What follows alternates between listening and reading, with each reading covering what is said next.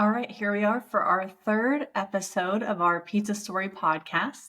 Today I have Paul Kasten with us, and he's from Deep End Pizza, which is in Melbourne, Victoria, Australia. So, Paul, thank you for being on our show.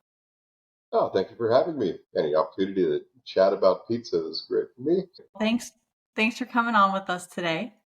Mhm. So, I really wanted to have you on the show because you guys have a pizzeria in Australia, and I really want to hear your story of how you started the pizzeria. First of all, where are you from? Originally from Southeast Connecticut, so I grew up about 45 minutes from New Haven. The capital of pizza.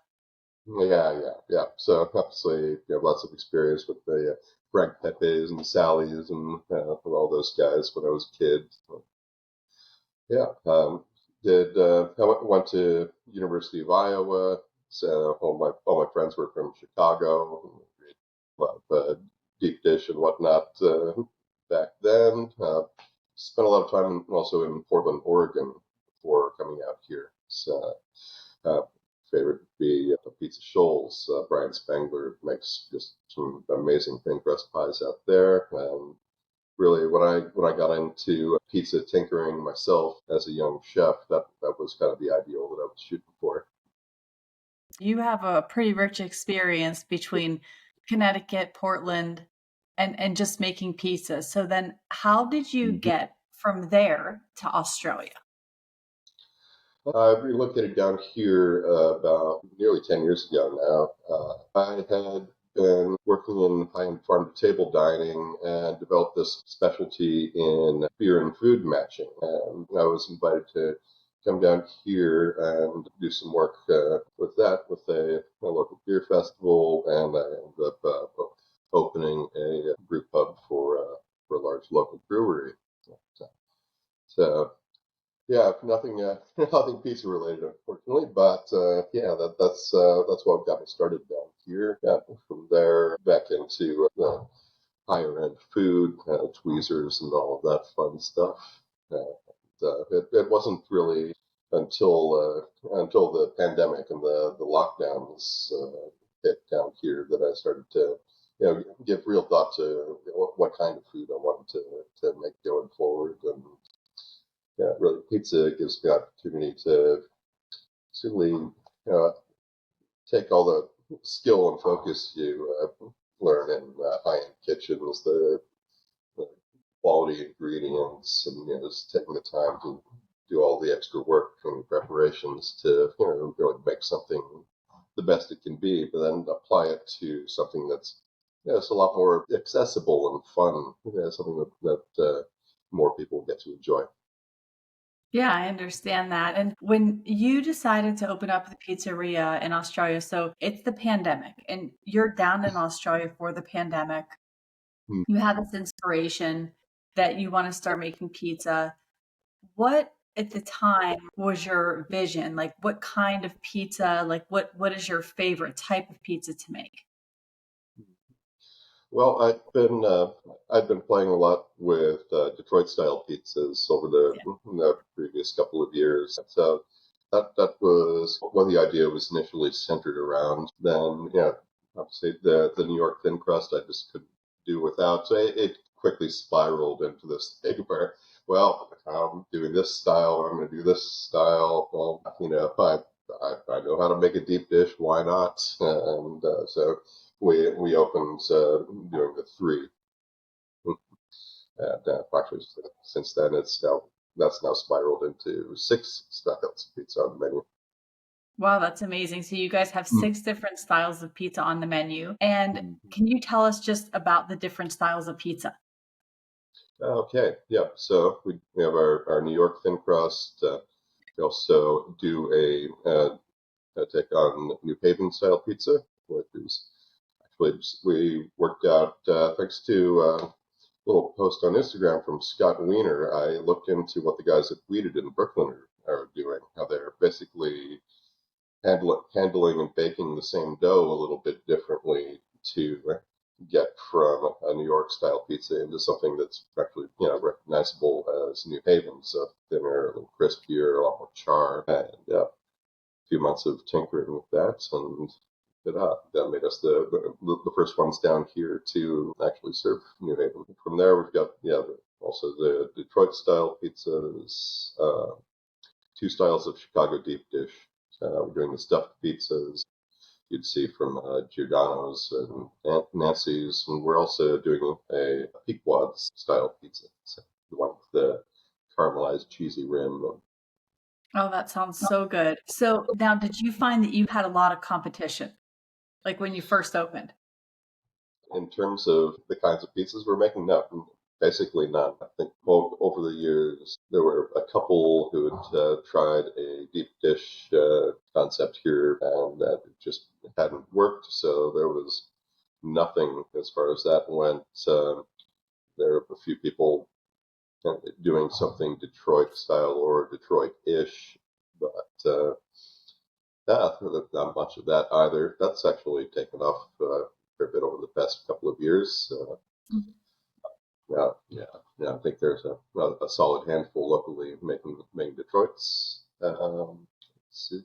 And then, yeah, in terms of New York style pizza, there's really no particularly high quality option down here. Mostly what you'd recognize as like your cheap Dollar Street slice kind of thing. Oh yeah. Also forgot to mention our Chicago tavern style. Wow. Uh, we do have a sizable expat population down here. I think, boy, I believe in Australia there's 300,000 or 400,000 of us total, and that would be tens of thousands just in Melbourne. We do get a lot of Chicagoans. They'll come in once in a while for a deep dish, but that's not what they eat at home. So there's a lot of excitement when we introduced the tavern style. What is your best-selling pizza of all the pizzas you guys make? What's the favorite? Oh boy, I think the best selling pizzas would still be the Chicago deep dish. There's so many people still who are sort of excited about the getting their cheese pull videos and whatnot. And it's down here, we've got a lot of people who've never seen or tasted something like that. There's a lot of curiosity around it. Yeah, and what do you see as far as the reactions to it?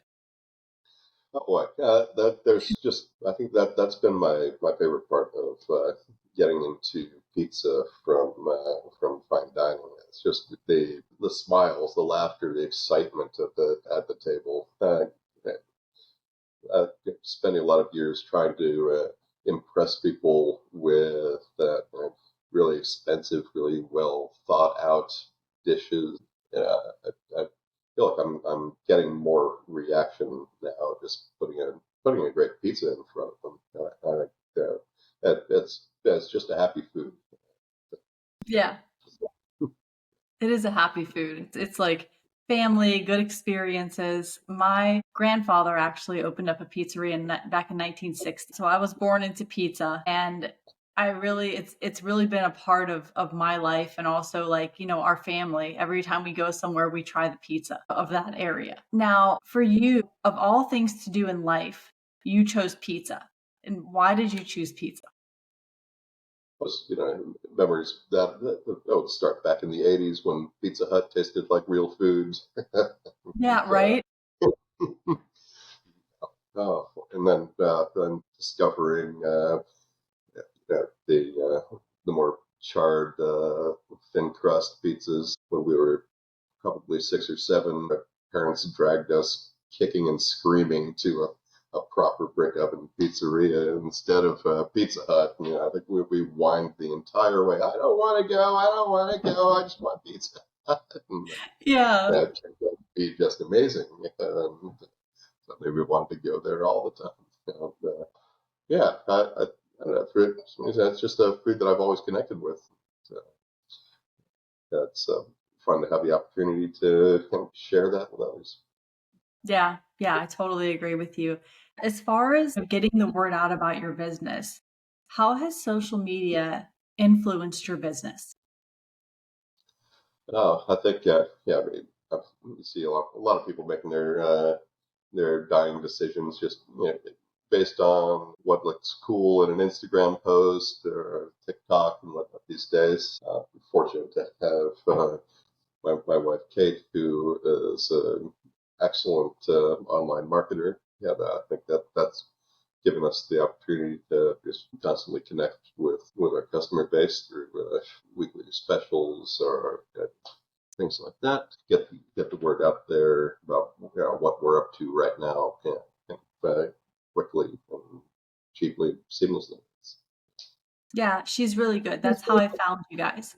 Is I found you guys through your Instagram page, and I loved your whole vibe. I loved the pizza that you made. And then I messaged back and forth with your wife, and she really seems like, you guys do this together. And she really seems like she has that side of it down really well. Yeah, no, definitely. Yeah, yeah, we're pretty fortunate in that. I think if every tiny family pizzeria had one of her, we'd be in trouble. Yeah, yeah, absolutely. Okay, so let's do a shout out for your pizzeria. How can people find you on the website, on social media, and all those different places? Mhm. Just go to deepend.pizza. Uh, and on Instagram, we're at deependpizza. The For anyone out there listening, deepend.pizza. And if you go to Instagram, which is where I found them, it's just at deepend pizza. They have an excellent page. There's so many different pictures and videos of the types of pizza that they have, and their pizza just looks absolutely delicious. If I'm ever in Australia, you better believe I'm going to be knocking at their door and probably eating pizza there every single day that I'm there. Would you like to leave us with any last thoughts or comments about pizza making and your place and what you do? in terms of pizza making, I like to think of it as a journey. Yeah, we've never been in a place where we nail down a process, and that's the way things are done. Looking at constant evolution and improvements, we've got products that we thought were fantastic 2 years ago that we're still just constantly tinkering with. Just always pursue the next thing. Work on what you're doing.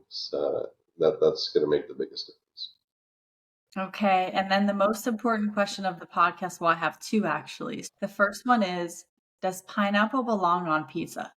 Oh, actually, a fresh, ripe pineapple, I think, has that totally has a place. It's not something that I reach for often, but I am definitely able to enjoy it. I think you're right about that. And then what is your favorite pizza, all-time favorite pizza?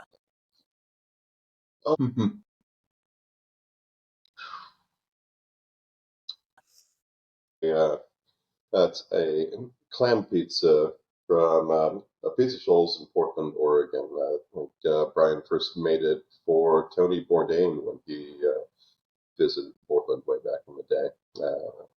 That's just whole clams in the shell, baked on the pizza, bacon, a little bit of parm and some herbs. And it's that nice crispy dark crust. And yeah, it's probably about my favorite pizza ever.